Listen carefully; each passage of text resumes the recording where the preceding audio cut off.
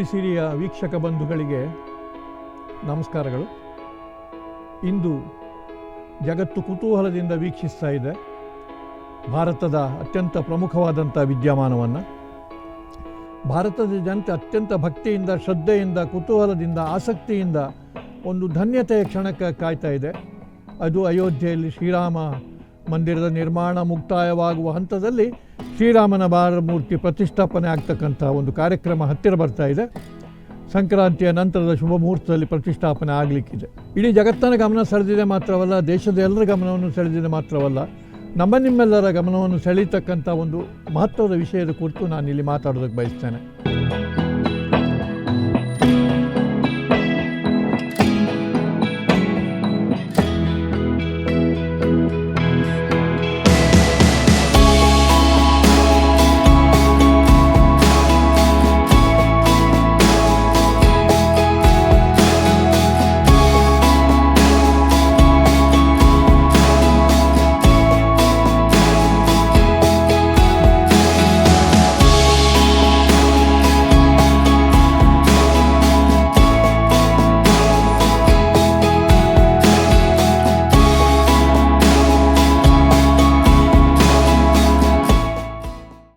ಬಂಧುಗಳೇ, ಅಯೋಧ್ಯೆಯಲ್ಲಿ ರಾಮನ ಮೂರ್ತಿಯನ್ನು ರಚಿಸುತ್ತಿರುವ 3 ಶಿಲ್ಪಿಗಳಲ್ಲಿ ಇಬ್ಬರು ಕರ್ನಾಟಕದವರು.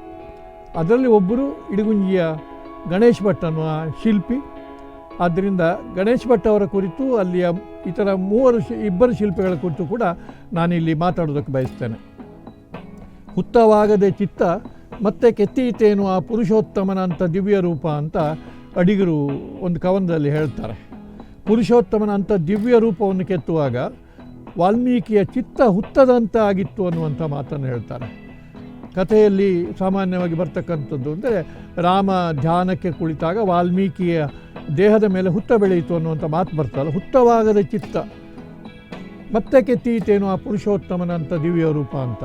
ಪುರುಷೋತ್ತಮ ಶ್ರೀರಾಮಚಂದ್ರನ ದಿವ್ಯ ರೂಪವನ್ನು ವಾಲ್ಮೀಕಿ ವರ್ಣಿಸ್ತಾ ಹೋಗುವಾಗ ಆತ ಪುರುಷೋತ್ತಮ ಶ್ರೀರಾಮನಾಗ್ತಾನೆ ಎಲ್ಲ ಗುಣಗಳಿಂದ. ಅಂಥ ದಿವ್ಯವಾದಂಥ ಮೂರ್ತಿಯನ್ನು ಕೆತ್ತಿದ್ದ ವಾಲ್ಮೀಕಿ ಕಾವ್ಯರೂಪದಲ್ಲಿ, ಮೂರ್ತಿ ರೂಪದಲ್ಲಿ ಶ್ರೀರಾಮನ ಮೂರ್ತಿಯನ್ನು ಈ ಕಾಲದಲ್ಲಿ, ಈ ಯುಗದಲ್ಲಿ, ಕಲಿಯುಗದಲ್ಲಿ ಕೆತ್ತಾ ಇರ್ತಕ್ಕಂಥ 3 ಶಿಲ್ಪಿಗಳು ಇದ್ದಾರೆ. ಅವರ ಕುರಿತು ನಾನಿಲ್ಲಿ ಮಾತಾಡೋದಕ್ಕೆ ಬಯಸ್ತೇನೆ.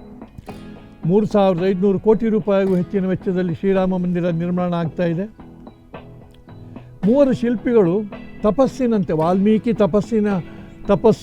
ತಪಸ್ಸಿಗೆ ಕುಳಿತು ತಪಸ್ಸು ಮಾಡ್ತಾ ಚಿತ್ತ ಹುತ್ತಗಟ್ಟುವ ರೀತಿಯಲ್ಲಿ ರಾಮನನ್ನು ಅದ್ಭುತವಾಗಿ ಚಿತ್ರಿಸಿದನೋ, ಅದೇ ರೀತಿ ಅಯೋಧ್ಯೆಯಲ್ಲಿ ಪ್ರತಿಷ್ಠಾಪನೆ ಆಗ್ತಕ್ಕಂಥ ರಾಮನ ಮೂರ್ತಿಯನ್ನು 3 ಶಿಲ್ಪಿಗಳು ತಪಸ್ಸಿನಂತೆ ಅಯೋಧ್ಯೆಯಲ್ಲಿ ಕೆತ್ತಾ ಇದ್ದಾರೆ ಅನ್ನುವಂಥದ್ದೊಂದು ವಿಶೇಷ. ಬಹುಶಃ 25-26 ತಾರೀಕಿಗೆ, ಈ ತಿಂಗಳ ಕೊನೆಗೆ ಅದರ ಇತರ ವಿವರಗಳು ಕಂಡು ಬರ್ತವೆ. ಭಾರತದ ಅಸ್ಮಿತೆಯಾಗಲಿರುವ ಅಯೋಧ್ಯೆಯ ರಾಮಜನ್ಮಭೂಮಿಯ ಮಂದಿರದಲ್ಲಿ ಪ್ರತಿಷ್ಠೆಗೊಳ್ಳಲಿರುವ ಬಾಲರಾಮನ ಮೂರ್ತಿಯನ್ನು ದೇಶದ 3 ಆಯ್ದ ಶಿಲ್ಪಿಗಳು ನಿರ್ಮಿಸುತ್ತಿದ್ದಾರೆ. ಜೈಪುರದ ಸತ್ಯನಾರಾಯಣ ಪಾಂಡೆ ಬಿಳೆಯ ಶಿಲೆಯಲ್ಲಿ ಅಮೃತಶಿಲೆಯಲ್ಲಿ ಮೂರ್ತಿಯನ್ನು ನಿರ್ಮಿಸುತ್ತಿದ್ದು, ಕರ್ನಾಟಕದ ಮೈಸೂರಿನ ಅರುಣ್ ರಾಜ್ ಮತ್ತು ಹೊನ್ನಾವರ ಇಡಗುಂಜಿಯ ಗಣೇಶ್ ಭಟ್ ಹೆಗ್ಗಡೆ ದೇವನ ಕೋಟೆಯ ಕಪ್ಪು ಕಲ್ಲಿನಿಂದ ಶ್ರೀರಾಮನ ಮೂರ್ತಿಯನ್ನು ನಿರ್ಮಾಣದಲ್ಲಿ ತೊಡಗಿಕೊಂಡಿದ್ದಾರೆ. ಪ್ರಾಣ ಪ್ರತಿಷ್ಠೆಯ ದಿನ ನಿಗದಿಯಾಗಿರುವುದರಿಂದ ಕೊನೆಯ ಕ್ಷಣದಲ್ಲಿ ಯಾವುದೇ ತೊಂದರೆ ಆಗಬಾರ್ದು ಅನ್ನೋ ದೃಷ್ಟಿಯಿಂದ 3 ಶಿಲ್ಪಿಗಳನ್ನು ಆರಿಸಿ ಶಿಲ್ಪ ನಿರ್ಮಾಣಕ್ಕೆ ಅವರಿಗೆ ವಹಿಸಿಕೊಟ್ಟಿದ್ದೇವೆ ಆ ಕೆಲಸನ. ಯಾರು ಶ್ರೀರಾಮನಲ್ಲಿ ನೆಲೆಸ್ತಾನೋ ಗೊತ್ತಿಲ್ಲ. ಒಂದು ಮೂರ್ತಿಗೆ ಪ್ರಾಣ ಪ್ರತಿಷ್ಠೆ ಆಗ್ತದೆ, ಒಂದು ಮೂರ್ತಿಯಲ್ಲಿ ಶ್ರೀರಾಮ ನೆಲೆಸ್ತಾನೆ, ಇತರ 2 ಮೂರ್ತಿಗಳನ್ನು ಗೌರವಯುತ ಸ್ಥಾನದಲ್ಲಿ ಇಡಲಾಗುವುದು ಅನ್ನುವುದನ್ನು ಅಯೋಧ್ಯೆ ಶ್ರೀರಾಮ ಮಂದಿರ ಸಮಿತಿ ಪ್ರಕಟಿಸಿದೆ. ಇದು ಅವರ ಸ್ಪಷ್ಟವಾದಂಥ ನಿಲುವು. ಕೊನೆಯ ಕ್ಷಣದಲ್ಲಿ ಶಿಲ್ಪಿಗೆ ಅನಾರೋಗ್ಯ ಆಯಿತು, ಮೂರ್ತಿಯಲ್ಲಿ ದೋಷ ಅಂಥದ್ದು ಆಗಬಾರ್ದು ಅನ್ನೋ ಒಂದು ಕಾರಣಕ್ಕಾಗಿ ಈ 3 ಶಿಲ್ಪಿಗಳನ್ನು ನೇಮಿಸಿದ್ದಾರೆ. ಅದಕ್ಕಾಗಿ ಅವರು ಆ ಕಾರ್ಯವನ್ನು ಬಹುಶಃ 80ರಷ್ಟು ಮುಗಿಸ್ತಾ ಬಂದಿದೆ ಅನ್ನುವಂಥ ವರದಿಗಳು ಮಾಧ್ಯಮಗಳಲ್ಲಿ ಬರ್ತಾ ಇದೆ. ಇನ್ನು ವಿಶೇಷವಾಗಿ ನಾನು ಹೇಳಬೇಕಾಗಿದ್ದು ಅಂದರೆ, ಅಯೋಧ್ಯೆಯ ರಾಮ ಮಂದಿರ ಈ ದೇಶದಲ್ಲಿ ಬಹುದೊಡ್ಡ ಮಂದಿರ, ದೇಶದ ಅಸ್ಮಿತೆ, ಬಹಳ ದೊಡ್ಡ ಹೋರಾಟದ ನಂತರ, ನ್ಯಾಯಾಲಯದ ಹೋರಾಟ, ನೇರ ಹೋರಾಟ, ಘರ್ಷಣೆಗಳು, ಸಂಘರ್ಷಗಳು ನಂತರ ನ್ಯಾಯಾಲಯದ ಮುಖಾಂತರವಾಗಿ ಜಾಗ ಪಡೆದುಕೊಂಡು ಅಯೋಧ್ಯೆ ರಾಮ ಮಂದಿರ ನಿರ್ಮಾಣ ಆಗ್ತಾ ಇದೆಯಲ್ಲ, 25,000 ಕೋಟಿ ರೂಪಾಯಿಗಳು ಬಂದಿದೆ, ದಿನ ಲಕ್ಷಾಂತರ ರೂಪಾಯಿ ಸಂಗ್ರಹ ಆಗ್ತಾ ಇದೆ.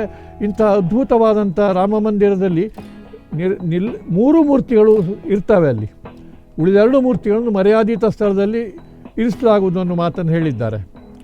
ಅದರಲ್ಲಿ ಇಡೀ ದೇಶದಲ್ಲಿ 3 ಶಿಲ್ಪಿಗಳನ್ನ, 2 ಕರ್ನಾಟಕದ ಶಿಲ್ಪಿಗಳ ಮೂರ್ತಿ ಅಲ್ಲಿ ಪ್ರತಿಷ್ಠೆ ಆಗ್ತದೆ ಅಂತಂದರೆ ಅದು ಕರ್ನಾಟಕಕ್ಕೆ ಭಾಳ ಹೆಮ್ಮೆಯ ಸಂಗತಿ. ಇಡಗುಂಜಿಯ ಮಹಾಗಣಪತಿ ದೇವಸ್ಥಾನದ ಮುಖ್ಯ ಅರ್ಚಕರಾಗಿದ್ದ ಲಕ್ಷ್ಮೀನಾರಾಯಣ ಭಟ್ರು, ಅವರಿಗೆ ಬಟ್ಟೆ ಭಟ್ರು ಅಂತ ಹೇಳುವಂಥ ಮಾತಿತ್ತು. ಅವರಿಗೆ ಆ ರೀತಿ ಕರೀತಾ ಇದ್ರು. ಭಾಳ ಶ್ರದ್ಧೆಯಿಂದ ಗಣಪತಿ ಪೂಜೆಯನ್ನು, ಗಣಪತಿ ಸೇವೆಯನ್ನು ವಂಶ ಪಾರಂಪರ್ಯವಾಗಿ ನಡೆಸ್ಕೊಂಡು ಬಂದಿರತಕ್ಕಂಥ ಲಕ್ಷ್ಮೀನಾರಾಯಣ ಭಟ್ರು ಮತ್ತು ಮಹಾಂಕಾಳಿ ಇವರ 2ನೇ ಮಗ, ಹಿರಿಯ ಮಗ ಈಗಲೂ ಕೂಡ ವೈದಿಕರಾಗಿದ್ದಾರೆ, ಧಾರ್ಮಿಕ ಚಟುವಟಿಕೆಗಳು ನಡೆಸ್ತಾ ಇದ್ದಾರೆ. ನಿಜವಾಗಿ ದೇವ್ರ ಪೂಜೆಯ ಮಂತ್ರಗಳನ್ನು ಕಲಿತರು, ದೇವ್ರ ಪೂಜೆ ಮಾಡ್ತಾ ಇದ್ದರು, ವೈದಿಕ ಸಂಪ್ರದಾಯದ ಪ್ರಕಾರವೇ ಅಭ್ಯಾಸ ಮಾಡಿ ಸಕಲ ಸಂಸ್ಕೃತವನ್ನು ಅಭ್ಯಾಸ ಮಾಡಿ, ಜೊತೆಯಲ್ಲಿ ಶಾಲೆಯಲ್ಲಿಯೂ ಕೂಡ ಅಭ್ಯಾಸ ಮಾಡುವ ಮುಖಾಂತರವಾಗಿ ಪವಿತ್ರವಾದ ಹೂವುಗಳನ್ನು, ಮೃದುವಾದ ಹೂವುಗಳನ್ನು ದೇವರ ತಲೆಯ ಮೇಲೆ ಇಟ್ಟು ಪೂಜಿಸಿ ಪ್ರಸಾದವನ್ನು ಪ್ರಸಾದವನ್ನು ಪಡೆಯತಕ್ಕಂಥ ಒಬ್ಬ ವೈದಿಕ ಕುಟುಂಬದಲ್ಲಿ ಒಬ್ಬ ವ್ಯಕ್ತಿ ಕಠಿಣವಾದ ಶಿಲೆಯನ್ನು ಕಡಿದು ಅಲ್ಲಿ ದೇವರನ್ನು ರೂಪಿಸ್ತಕ್ಕಂಥ ಒಂದು ವೃತ್ತಿಗೆ ಬರ್ತಾರೆ, ಅದರಲ್ಲಿ ಯಶಸ್ವಿ ಆಗ್ತಾರೆ ಅನ್ನುವುದು ಇಲ್ಲಿ ನಾನು ಹೇಳಬೇಕಾಗಿರ್ತಕ್ಕಂಥ ವಿಶೇಷ.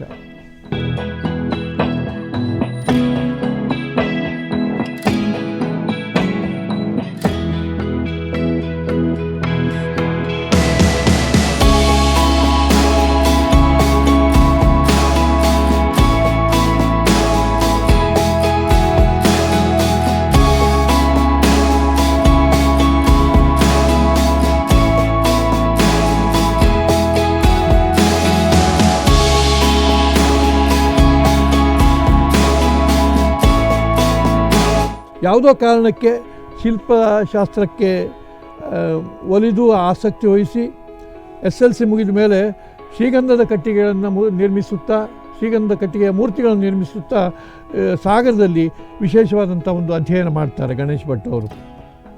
ಆಮೇಲೆ ಇಂಗ್ಲೆಂಡ್ನಲ್ಲಿ ಶಿಲ್ಪಶಾಸ್ತ್ರದ ಕಾರ್ಯಾಗಾರಗಳನ್ನು ಕೂಡ ಸಹ ನಡೆಸ್ತಕ್ಕಂಥ ವಿಷಯಗಳನ್ನು ನಾನು ಹೇಳ್ತೇನೆ. ಆಮೇಲೆ ಸಾಗರದ KG ಶಾಂತಪ್ಪ ಹಾಗೂ ಕರಕುಶಲ ಕೇಂದ್ರದಲ್ಲಿ ಶ್ರೀಗಂಧದ ಕೆತ್ತನೆ ಅಭ್ಯಾಸ ಮಾಡ್ತಾರೆ ಗಣೇಶ್ ಭಟ್ರು. ಆಮೇಲೆ ಬೆಂಗಳೂರಿನ ಖ್ಯಾತ ಶಿಲ್ಪಿ ದೇವಲಕುಂಡ ವಾದಿರಾಜ ಅವರಲ್ಲಿ ಗುರುಕುಲ ಶಾಸ್ತ್ರೀಯ ಪದ್ಧತಿಯಂತೆ 10 ವರ್ಷ ಶಿಲ್ಪ ಶಿಕ್ಷಣವನ್ನು ಮಾಡ್ತಾರೆ.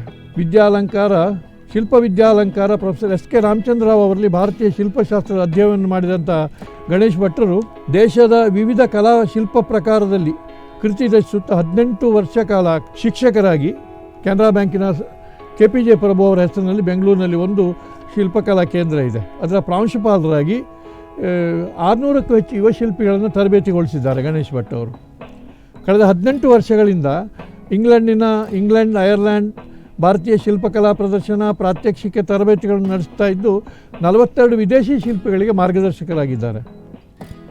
ಭಾರತ ಸಹಿತ England, America, Germany, France, Ireland ದೇಶದಲ್ಲಿ ಇವರ ಕಲಾಕೃತಿಗಳು ಪ್ರದರ್ಶಿತವಾಗಿದ್ದಾವೆ. ದೇಶದಲ್ಲಿ 100ಕ್ಕೂ ಹೆಚ್ಚು ಶಿಲ್ಪಕಲಾ ಶಿಬಿರಗಳನ್ನು ಗಣೇಶ್ ಭಟ್ ಅವರು ನಡೆಸಿಕೊಟ್ಟಿದ್ದಾರೆ. ಇವರು ವಿನ್ಯಾಸಗೊಳಿಸಿದ 32 ಅಡಿ ಎತ್ತರದ ಪಂಚಮುಖಿ ಆಂಜನೇಯ ಅಮೆರಿಕಾದಲ್ಲಿದೆ. 9 ಅಡಿ ಉದ್ದದ ಏಕಶಿಲಾ ಕಾಮಧೇನು ಸಮರ್ಸೆಟ್ನಲ್ಲಿ ಸ್ಥಾಪಿತವಾಗಿದೆ. ಮೊತ್ತ ಮೊದಲ ಯಕ್ಷಗಾನ ನಾಟ್ಯ ವಿನಾಯಕ ಸಿದ್ದಾಪುರದಲ್ಲಿ ಸ್ಥಾಪಿತವಾಗಿದೆ. ಬರ್ಮಿಂಗ್ಹ್ಯಾಮ್ನ ಬಾಲಾಜಿ ಮಂದಿರದಲ್ಲಿ ಇವರು ನಿರ್ಮಿಸಿದ 14 ಅಡಿ ಎತ್ತರದ ಗರುಡನನ್ನು ಸ್ಥಾಪಿಸಲಾಗಿದೆ. ಹೀಗೆ ಭಾರತೀಯ ಹೊಯ್ಸಳ ಶಿಲ್ಪ ಪರಂಪರೆಯ ಶಿಲ್ಪಿಯೊಬ್ಬರು ಇಡೀ ಜಗತ್ತಿನಲ್ಲಿ ಗಮನ ಸೆಳೆದು ಜಗತ್ತಿನ ನಾನಾ ರಾಜ್ಯಗಳಲ್ಲಿ ಶಿಷ್ಯರನ್ನು ಹೊಂದಿಕೊಂಡು ಜೊತೆಯಲ್ಲಿ ಸಾವಿರಾರು ಜನಕ್ಕೆ ತರಬೇತಿ ನೀಡ್ತಕ್ಕಂಥ ಒಂದು ಆ ಪ್ರಗತಿ ಇದೆಯಲ್ಲ, ಇದು ನಿಜವಾಗಿ ಅದ್ಭುತವಾದಂಥದ್ದು, ಒಂದು ಪವಾಡ ಸದೃಶವಾದಂಥದ್ದು. ಒಂದು ಘಟನೆಯನ್ನು ಹೇಳಬೇಕು. ಇಂಗ್ಲೆಂಡ್ನಲ್ಲಿ ಶಿಲ್ಪಶಾಸ್ತ್ರದ ಕಾರ್ಯಾಗಾರವನ್ನು ಗಣೇಶ್ ಭಟ್ರು ನಡೆಸ್ತಾ ಇದ್ದರು. ಅಲ್ಲಿಯ ಗೋಸಂತತಿಗೆ ಗುಣವಾಗಲಾರದಂಥ ಒಂದು ಕಾಯಿಲೆ ಕಾಡ್ತದೆ. ಆ ಹೊತ್ತಿಗೆ ಗಣೇಶ್ ಭಟ್ರು ಸ್ವತಃ ವೈದಿಕರು ಆಗಿರೋದ್ರಿಂದ ಕಾಮಧೇನುವಿನ ಆರಾಧನೆಯಿಂದ ರೋಗ ಗುಣ ಆಗ್ತದೆ ಅನ್ನುವಂಥ ಒಂದು ನಂಬಿಕೆ ಅವರಿಗಿರೋದ್ರಿಂದ ಕಾಮಧೇನುವ ಶಿಲ್ಪವನ್ನು ನಿರ್ಮಿಸ್ತಾರೆ. ಮತ್ತು ಅವರೇ ಸ್ವತಃ ವೈದಿಕರಾಗಿರೋದ್ರಿಂದ ಕಾಮಧೇನುವಿನ ಪೂಜೆ ಮಾಡ್ತಾರೆ. ಪೂಜೆ ಮಾಡೋದನ್ನು ಹೇಳ್ಕೊಡ್ತಾರೆ. ಕ್ರಮೇಣ ಮುಂದಿನ ಒಂದೊಂದು ದಿನ ಹೋದ ಹಾಗೆ ಮುಂದಿನ ಒಂದೊಂದು ತಿಂಗಳುಗಳಲ್ಲಿ ಆ ರೋಗ ತನ್ನಷ್ಟಕ್ಕೆ ಮಾಯವಾಗ್ತದೆ. ಅಲ್ಲಿ ಕಾಮಧೇನುವಿನ ಒಂದು ದೇವಾಲಯವನ್ನೇ ನಿರ್ಮಿಸಿಕೊಟ್ಟು ಬಂದಿರತಕ್ಕಂಥ ಕೀರ್ತಿ ಗಣೇಶ್ ಭಟ್ರಿಗೆ ಸೇರಿರ್ತಕ್ಕಂಥದ್ದು. ಕಾಮಧೇನುವಿನ ಆರಾಧನೆ, ಗೋವಿನ ಆರಾಧನೆ, ಸಕಲ ಕೋಟಿ ದೇವತೆಗಳಿದ್ದು ಗೋವಿನಲ್ಲಿದ್ದಾರೆ ಅನ್ನುವಂಥದ್ದು ಭಾರತೀಯರ ನಂಬುಗೆಗಳು. ವಿದೇಶಿಯರು ಅದನ್ನು ನಂಬುವ ರೀತಿಯಲ್ಲಿ ಕಾಮಧೇನುವಿನ ಪೂಜೆ ಮಾಡಿ ಅದರ ಫಲವನ್ನು ಆ ಜನಕ್ಕೆ, ಅಲ್ಲಿಯ ರೈತರಿಗೆ, ಅಲ್ಲಿಯ ಗೋಪಾಲಕರಿಗೆ ಕೊಟ್ಟು ಬರ್ತಕ್ಕಂಥ ಒಂದು ಅದ್ಭುತವಾದಂಥ ಕಾರ್ಯವನ್ನು ಗಣೇಶ್ ಭಟ್ ಅವರು ಮಾಡಿದ್ದಾರೆ. ಕಲಾಶಾಲೆಗಳಲ್ಲಿ ಮಾರ್ಗದರ್ಶಕರಾಗಿ, ಕಲಾಭಿವೃದ್ಧಿ ನಿಗಮದ ಗುಣಮಟ್ಟ ನಿಯಂತ್ರಕರಾಗಿ, ನ್ಯಾಷನಲ್ ಆರ್ಟ್ ಗ್ಯಾಲರಿಯ ಸಲಹಾ ಸಮಿತಿಯ ಸದಸ್ಯರಾಗಿ ಗಣೇಶ್ ಭಟ್ ಕಾರ್ಯನಿರ್ವಹಿಸಿದ್ದು ರಾಜ್ಯ ಪ್ರಶಸ್ತಿ, ಶಿಲ್ಪಶ್ರೀ ಪ್ರಶಸ್ತಿ, ದಸರಾ ಪ್ರಶಸ್ತಿ, ಆರ್ಯಭಟ ಪ್ರಶಸ್ತಿ, ಹೀಗೆ ಅಕಾಡೆಮಿಗಳ ಗೌರವ, ಹವ್ಯಕ ಸಾಧಕರತ್ನ ಪ್ರಶಸ್ತಿ, ಹೀಗೆ 42ಕ್ಕೂ ಹೆಚ್ಚು ಪ್ರಶಸ್ತಿಗಳನ್ನು ಗಣೇಶ್ ಭಟ್ರಿಗೆ ಕೊಡಲಾಗಿದೆ. 3500 ಕೋಟಿ ರೂಪಾಯಿ ವೆಚ್ಚದಲ್ಲಿ ನಿರ್ಮಾಣವಾಗುತ್ತಿರುವ ಅಯೋಧ್ಯೆಯ ರಾಮ ಮಂದಿರದಲ್ಲಿ ನಮ್ಮ ಗಣೇಶ್ ಭಟ್ಟರ, ಹೊನ್ನಾವರದ ಗಣೇಶ್ ಭಟ್ಟರ, ಕರ್ನಾಟಕದ ಗಣೇಶ್ ಭಟ್ಟರ ಮೂರ್ತಿ ಸ್ಥಾಪನೆಯಾಗುವ ಮೂರ್ತಿಗಳಲ್ಲಿ ಗಣೇಶ್ ಭಟ್ಟರ ಮೂರ್ತಿಯು ಒಂದು. ಯಾರಲ್ಲಿ ಶ್ರೀರಾಮ ನೆಲೆಸ್ತಾನೆ, ಯಾವ ಮೂರ್ತಿ ಅನ್ನೋದು ಅದು ಬೇರೆ ವಿಷಯ. ಮೂರಕ್ಕೂ ಗೌರವಯುತವಾದಂಥ ಒಂದು ಸ್ಥಾನ ಸಿಗ್ತದೆ ಅನ್ನುವಂಥದ್ದು. ಈ ವಿಶಾಲವಾದಂಥ ದೇಶದಲ್ಲಿ ಅಪಾರ ಕೋಟಿ ಕೋಟಿ ಹಿಂದೂಗಳ ನಂಬುಗೆಗೆ, ಶ್ರದ್ಧೆಗೆ ಕಾರಣವಾಗಿರ್ತಕ್ಕಂಥ ಶ್ರೀರಾಮ ಮಂದಿರಕ್ಕೆ ಕರ್ನಾಟಕದ ಇಬ್ಬರ ಶಿಲ್ಪಿಗಳ ಕೊಡುಗೆ ಇರ್ತದೆ ಅನ್ನುವಂಥದ್ದು ಹೆಮ್ಮೆ ಪಡ್ತಕ್ಕಂಥ ಸಂಗತಿ. ಗಣೇಶ್ ಭಟ್ ಅವರ ಶಿಲ್ಪಕಲೆ ಹೇಗಿತ್ತು, ಯಾವ ರೀತಿ ಇತ್ತು, ಅವರ ಸೂಕ್ಷ್ಮ ಕೆತ್ತನೆಗಳು ಹೇಗಿದ್ದಾವೆ ಅನ್ನೋದಕ್ಕೆ ನಿಮ್ಮೆದುರಿಗೆ ಕೆಲವು ಚಿತ್ರಗಳು ಇಲ್ಲಿದ್ದಾವೆ. ಅಯೋಧ್ಯೆಯಲ್ಲಿ ಅವ್ರನ್ನ ಸಂಪರ್ಕಿಸಲು ಸಾಧ್ಯ ಆಗ್ತಾ ಇಲ್ಲ. 80% ಕೆಲಸ ಮುಗಿದಿದೆ ಅಂತಕ್ಕಂಥ ಮಾತನ್ನು ಕೇಳಿದ್ದೇನೆ. ಕೆಲವು ಮಾಧ್ಯಮಗಳ ಅವರ ಸಂದರ್ಶನಗಳು ಕೂಡ ಬಂದಿದ್ದಾವೆ.